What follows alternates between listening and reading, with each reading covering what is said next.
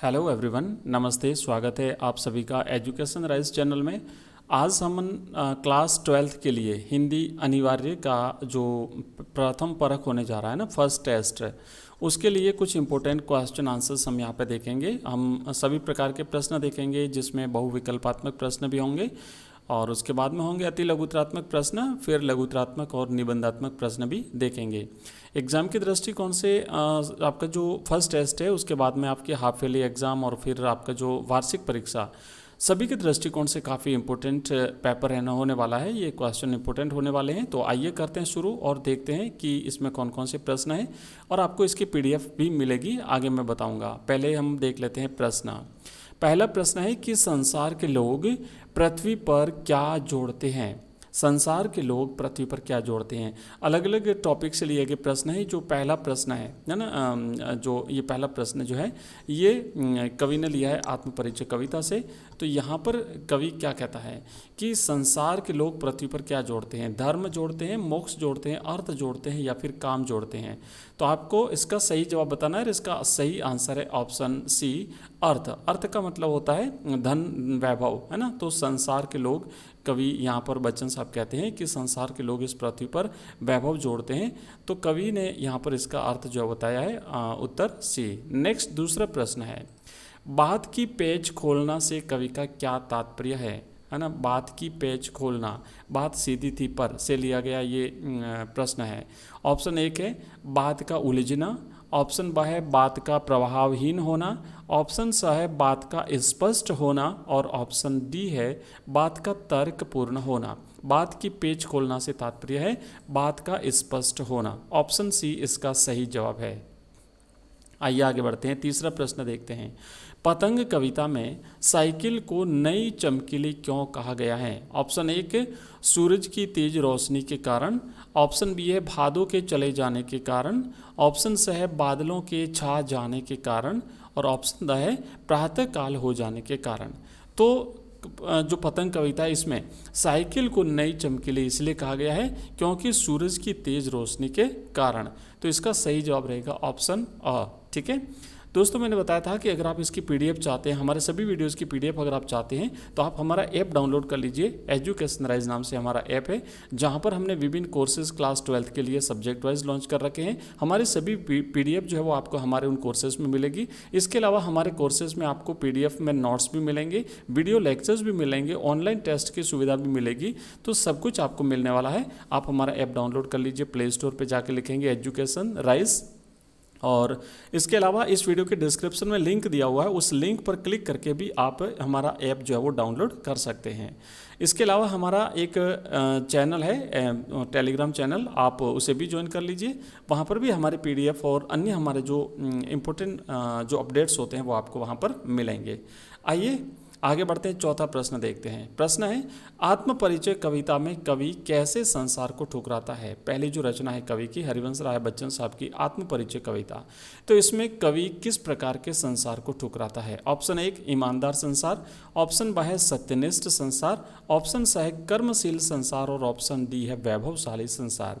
तो इसका सही अर्थ आपको बताना है। तो इसमें कवि जो है वो वैभवशाली संसार को ठुकराता है। कवि को जो जगत है ये वैभव जोड़ने का काम करता है, जबकि कवि को इस प्रकार का संसार पसंद नहीं है, वो इसे अपूर्ण मानता है और कवि वैभवशाली संसार को ठुकराता है। नेक्स्ट पांचवा प्रश्न है, कवि ने शरारती बच्चे के समान कौन खेल रही थी। कवि से शरारती बच्चे के समान कौन खेल रही थी। बात खेल रही थी, भाषा खेल रही थी, कविता खेल रही थी या फिर पतंग खेल रही थी। बात सीधी थी पर से लिया गया ये प्रश्न है और इसका सही जवाब रहेगा कि कवि से एक शरारती बच्चे के समान बात खेल रही थी। ऑप्शन अ। नेक्स्ट प्रश्न छठा है, प्रश्न है, आलोक धनवा की कविता पतंग में कवि ने प्रातःकालीन लालिमा की तुलना किससे की है।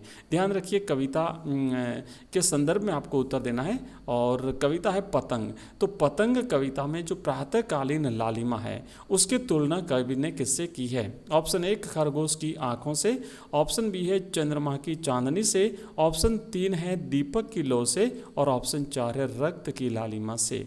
तो इस प्रश्न का सही जवाब रहेगा ऑप्शन अ, खरगोश की आंखों से प्रातःकालीन लालिमा की तुलना कवि ने पतंग कविता में आलोक धनवा साहब ने की है।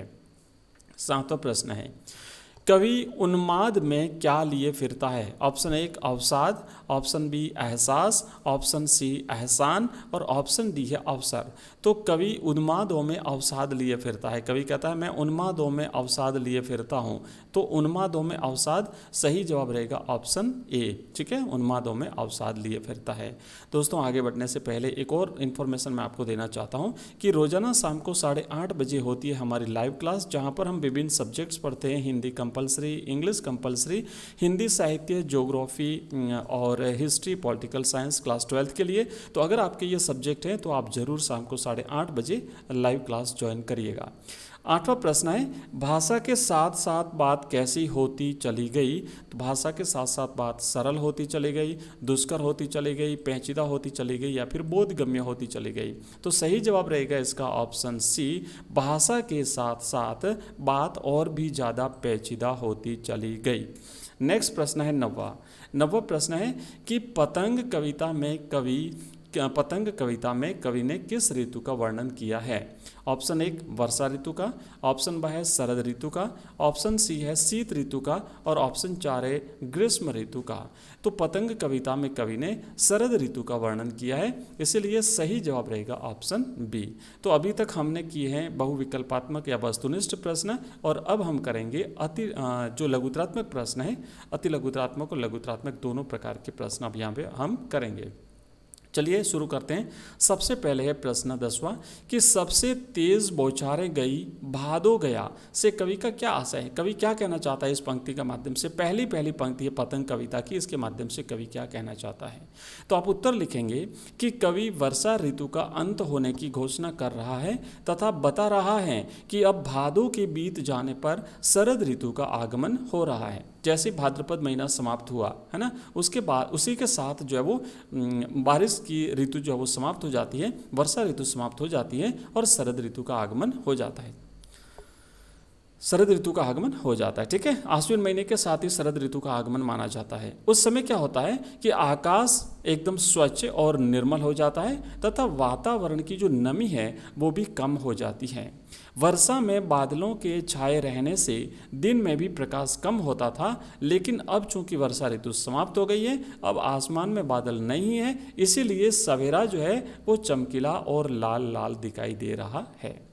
नेक्स्ट प्रश्न है 11वां, कवि ने सांसों के 2 तार किसे कहा है और क्यों कहा है? कवि कहता है मैं सांसों के 2 तार लिए फिरता हूँ, कर दिया किसी ने झंकृत इनको छूकर। तो यहाँ पर कवि क्या कहता है कि सांसों के 2 तार से क्या तात्पर्य? आत्मपरिचय कविता से लिया गया ये प्रश्न है, हरिवंश राय बच्चन साहब की रचना। तो कवि ने जीवन की तुलना तारों के बाजे से की है ना। तारों का जो बाजा होता है जिसमें तार लगे रहते हैं, वाद्य यंत्र, बाजा यानी एक प्रकार का वाद्य यंत्र जिसमें तार लगे रहते हैं, जैसे एक तारा है ना, इस प्रकार वीणा है ऐसे। तो कवि क्या कहता है कि जीवन की तुलना कवि ने उस वाद्य यंत्र से की है जिसमें तार लगे हुए हैं। अब जैसे ही हम उस वाद्य यंत्र के तारों को बजाते हैं, वाद्य यंत्र के तारों को झंकृत करते हैं तो उसमें से ध्वनि निकलती है। तो इसी प्रकार कवि क्या कह रहा है कि जीवन सांसों के चलने तक उसी प्रकार चलता है जैसे तारों के छेड़ने तक उनसे संगीत की मधुर ध्वनि निकलती है। तो जैसे ही हम वो जो तार होते हैं या वीणा होता है, वीणा के तारों को जैसे ही हम छुएंगे है ना, उसे झंकृत करेंगे तो उसमें से ध्वनि निकलती है। तो उसी तरीके से जब तक हमारी सांसें चलती रहती है तब तक जीवन जो है वो चलता रहता है। तो इसलिए कवि ने इसे सांसों के 2 तार कहा है, जीवन को कवि ने सांसों के 2 तार कहा है। नेक्स्ट प्रश्न है 12वां, पतंग शीर्षक कविता का प्रतिपाद्य क्या है? आलोक धनवा साहब की रचना पतंग जो कविता है ना, इसका प्रतिपाद्य आपको बताना है। तो आप लिखेंगे कि पतंग शीर्षक कविता का प्रतिपाद्य प्राकृतिक सौंदर्य के प्रति रुचि जगाना और बालकों के स्वभाव, खेल प्रियता और उनके मनोविज्ञान को समझने की उत्सुकता उत्पन्न करना है। प्रकृति के प्रति एक भाव जागृत करना लोगों के मन में, है ना। इसलिए तो कवि ने यहाँ पर सबसे पहले वर्षा ऋतु के बीच जाने का उल्लेख किया प्रथम 2 पंक्तियों में। उसके बाद शरद ऋतु के आगमन का वर्णन बड़े ही मनमोहक ढंग से, है ना, मानवीय अलंकार का प्रयोग करते हुए, मानवीकरण अलंकार का प्रयोग करते हुए कवि कर रहा है। तो इससे क्या होता है कि जो है एक प्राकृतिक सौंदर्य के प्रति रुचि जागृत होती है और उसके बाद में कवि पतंग उड़ाने के लिए बालकों की जो बाल सुलभ इच्छा है, उनकी जो क्रिया हैं, उनका प्रयोग करते हुए बालकों के स्वभाव और उनकी खेल प्रियता और बाल मनोविज्ञान को समझाने का प्रयास करता है। बालकों की पतंगों के प्रति दीवानगी और बालकों की दुनिया की झलक दिखाना कवि का उद्देश्य है। पतंग शीर्षक कविता में कवि ने बच्चों के उत्साह और अपने लक्ष्य में तल्लीनता को व्यक्त किया है। किशोर और युवा वर्ग उत्साह, स्फूर्ति और साहस से परिपूर्ण होते हैं। इस अवस्था में मनुष्य जोखिम उठाने और कठिनाइयों के साथ संघर्ष करने की अपार शक्ति से संपन्न होता है। साहसी और शक्तिशाली एवं बुद्धिमान मनुष्य ही समाज को सही रास्ता दिखा सकता है। पतंग कविता के किशोर अपने साहस और एकाग्रता से समाज का मार्गदर्शन कर सकते हैं। नेक्स्ट प्रश्न है, बिना मुरझाए कौन महकता है और क्यों महकता है? तो आप लिखेंगे कि फूल जो है वो बिना मुरझाए जब वो फूल तो मुरझा जाता है, लेकिन जो कविता है ना वो बिना मुरझाए महकती है। तो कवि क्या कहता है कि फूल मुरझाने पर सुगंध नहीं देता है, कविता कभी मुरझाती नहीं है, वह सदा महकती रहती है, अर्थात उसका आनंद देश काल की सीमा से पार सभी को प्राप्त होता है। तो फूल तो मुरझा जाता है, ठीक है, लेकिन कविता कभी भी नहीं मुरझाती है। तो बिना मुरझाए कौन महकता है? कविता जो है वो बिना मुरझाए महकती है। ओके, आगे बढ़ते हैं। नेक्स्ट प्रश्न है 12वां प्रश्न और अंतिम प्रश्न है। कवि क्या कहता है, यहाँ पर कहा गया है कि बात को कील की तरह ठोकना से कवि का क्या अभिप्राय है, इससे कथ्य पर क्या प्रभाव पड़ा? तो आप लिखेंगे कि बात को कील की तरह ठोकना से कवि का अभिप्राय अपनी बात को अनुपयुक्त भाषा में बलपूर्वक व्यक्त करने से है। पेज को लकड़ी में हथौड़े से कील की तरह ठोकने से उसकी पकड़ में कसावट नहीं आती। कवि ने भावों को अनुपयुक्त क्लिष्ट भाषा में प्रकट करने की जोर जबरदस्ती की तो कविता का मर्म ही नष्ट हो गया। कविता में प्रकट भाव पाठकों की समझ से बाहर हो गए।